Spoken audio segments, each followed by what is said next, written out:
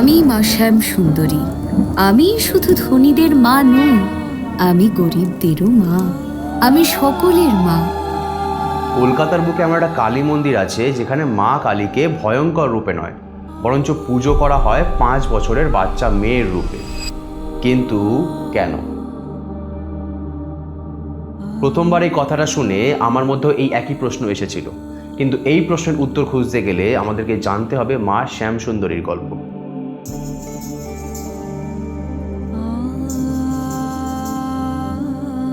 মা কালী, তার জন্য ক্যাডবেরি নিয়ে আসে। আপনারা দেখেই বুঝতে পারছেন মা এখানে কালী না, কিন্তু মা এখানে মানুষের ঘরের বাচ্চা।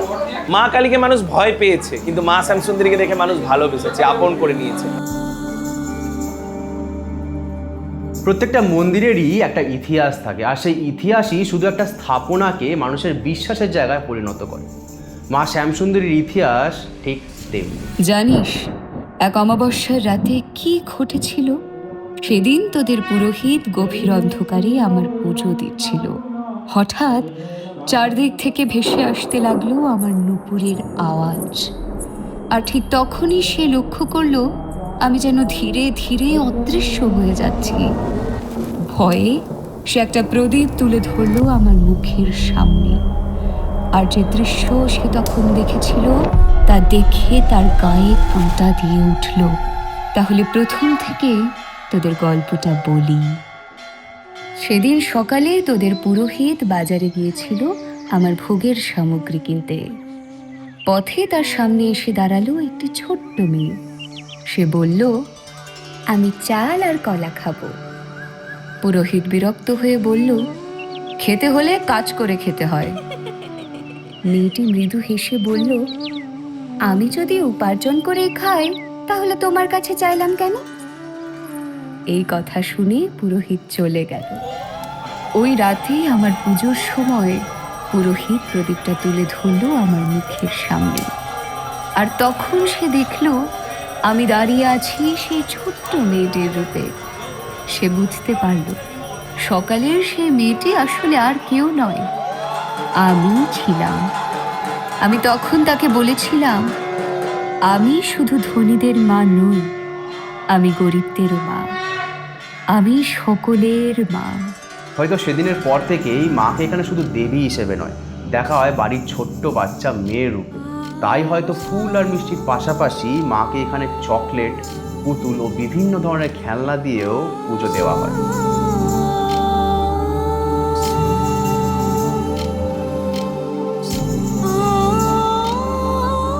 জয় মা শ্যামসুন্দরী। আপনারা প্রত্যেকে জেনেই থাকবেন মাকে কলকাতার জীবন্ত কালী বলা হয়। মা জীবন্ত এর প্রথম কারণই ভক্তরা যদি মায়ের কাছে কোনো মনের বাসনা বলে যেতে পারে, মা তাদের কাউকে কোনোদিন খালি হাতে ফেরে না। মানে এটা আমার নিজস্ব দেখা, যে প্রথম একদিন একটা ভক্ত এসে মায়ের কাছে অনেক দুঃখ কষ্ট নিয়ে মাকে কান্নাকাটি করে বলছে, কিন্তু দ্বিতীয় দিনও যখনই আসছে ওর মুখে মধুর হাসি। মানে মা ওনার অবশ্যই কিছু না কিছু মনের বাসনা পূর্ণ করছে।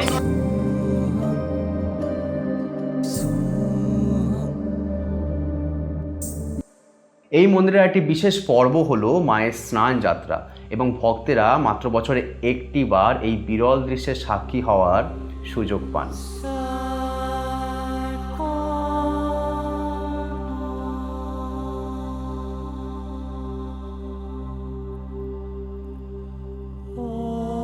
স্নান কি কখনো যাত্রা হয়? কিন্তু আমরা স্নানকেও যাত্রা বলি। যাত্রা মানে পথ, যাত্রা মানে এগিয়ে যাওয়া। আজকে যে যে ভক্ত মায়ের কাছে আসে, জীবনের সব অতীতকে মায়ের যে গর্ভগৃহ তার মধ্যে ছেড়ে দেয়। মায়ের গর্ভগৃহকে আপনারা দেখবেন কালো রঙের। ওই কালো গর্ভগৃহ হলো ভক্তদের সবার, মায়ের সন্তানের সবার সব পাপকে, কুকর্মকে, খারাপ ফলকে টেনে নেওয়ার জন্য ওটা কালো রঙের।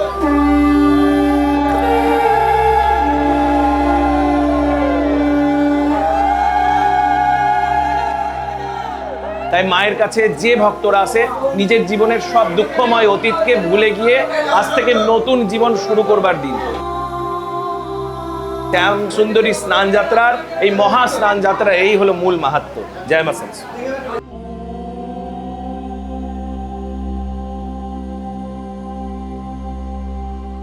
আপনি এই মন্দিরে কেন আসেন?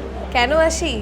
6 বছর হয়ে গেছে, কেন আসি এটা নিজেই বুঝতে পারিনি এখনও। মানে প্রথম যখন এসেছিলাম আমি তখন শ্যামা সঙ্গীত গানের শ্যুট করব বলে আমি মায়ের মন্দির খুঁজছিলাম যে কোথায় করব। তো তখন আমাকে আমি মিষ্টি বলেই ডাকি, ও মেসেজ করেছিল যে এখানে মায়ের মন্দির আছে, আমি দেখিও নি। আমি ওকেই বলেছিলাম ঠিক আছে তুমি তোমার মতো গুছিয়ে রেখো, আমি এসে শ্যুট করব। আমি ডাইরেক্ট এসেছি, এসে মায়ের মূর্তিটা জাস্ট অপূর্ব। মানে বাচ্চাদের মধ্যে একটা মানে আমরা জানি সব বাচ্চাদের মধ্যে ঠাকুর থাকেই, আর মায়ের মূর্তিটা দেখলে আমার সেটাই মনে হয় যে একটা বাচ্চা, তার মধ্যে ঠাকুর ভীষণ ভীষণ জীবন্ত। তো যখনই এসছি মাকে প্রচুর মনের কথা বলে গেছি, ইভেন প্রথম দিনও এসে বলে গেছি, তার মধ্যে অনেক কিছু চেয়েছি, অনেক কিছু পেয়েছি। माँ सच में जीवंत है। ये मुझे कैसे पता चला कि मतलब मेरे को जो चीज़ का भी मन होता है वो मेरा पूरा हो जाता माँ को बोलने से। जैसे मेरा 4 धाम का बहुत बड़ा सपना था घूमने का, और शेयर में भी मेरा बहुत लॉस हो गया था, बट किसी तरह मेरा सब कुछ हो गया। बट 2 दिन पहले मेरा पैर में मोच आ गया, डॉक्टर ने बोला 3 वीक्स का रेस्ट करने के लिए। बट मेरे को क्या ही बोलूँ मैं, डॉक्टर ने बोला कि नहीं जाने, बट मैं गया, माँ के साथ गया, माँ को फ़ोटो लेके गया। मैं अच्छे से 4 धाम कर लिया विदाउट कोई प्रॉब्लम। আজ পর্যন্ত মা কোনোদিন খালি হাতে আমাকে কেন কাউকেই ফেরান না। গত 3 বছর ধরে আমরা এখানে আসছি পুজোর জন্য, মায়েকে দর্শন করার জন্য। মায়ের মিষ্টি মুখটা দেখে দিনটা পুরো ভালো হয়ে গেল। বিশেষ করে মায়ের যখন অমাবস্যার আরতি হয়, সেই আরতিতে মা যেন জীবন্ত হয়ে ওঠে। আমরা এমনি বলি মা জীবন্ত, এবং সেই আরতির সময় মা যেন একদমই জীবন্ত হয়ে ওঠে। মাকে সেই সময় জীবন্ত রূপে দেখা যায়, মায়ের চোখ নড়ছে। এখানে এসে অনেক মানুষের অনেক মনস্কামনা পূরণ হয়, আমারও হয়েছে। আপনাদেরও বলছি আপনারাও আসুন, মাকে একবার দেখে যান, মা আপনাদেরও মনস্কামনা পূরণ করবে। কেউ মায়ের কাছে আসেন কৃতজ্ঞতা নিয়ে, কেউ আসেন প্রার্থনা নিয়ে, আর কেউ শুধু মাকে একবার দর্শন পাওয়ার জন্য।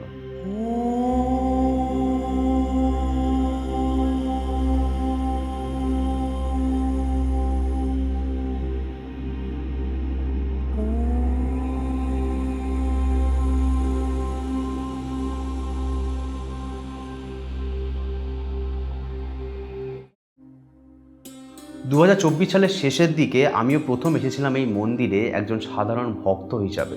প্রায় 4 থেকে 5 ঘন্টা লাইনে দাঁড়ানোর পর অবশেষে মায়ের দেখা পেয়েছিলাম।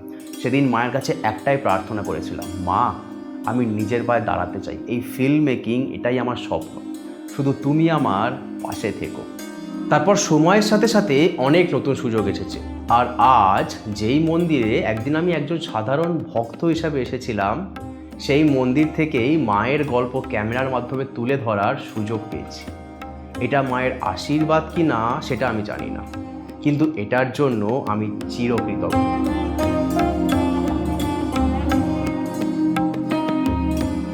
আরও অনেক কিছু শেখার বাকি আছে, আরও অনেক পথ চলার বাকি আছে, কিন্তু আমি একটাই বিশ্বাস নিয়ে সামনের দিকে এগিয়ে যেতে চাই।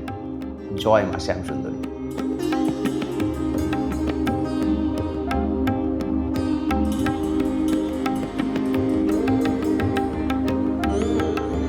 যদি ভিডিওটা ভালো লাগে সবার সাথে শেয়ার করো, কমেন্ট করে জানিও কেমন লাগলো, আর মোস্ট ইম্পর্টেন্টলি ফলো করো, কারণ তোমাদের এই সাপোর্টের ফলেই আজ যেখানে আছি সেখানে করতে পারছি।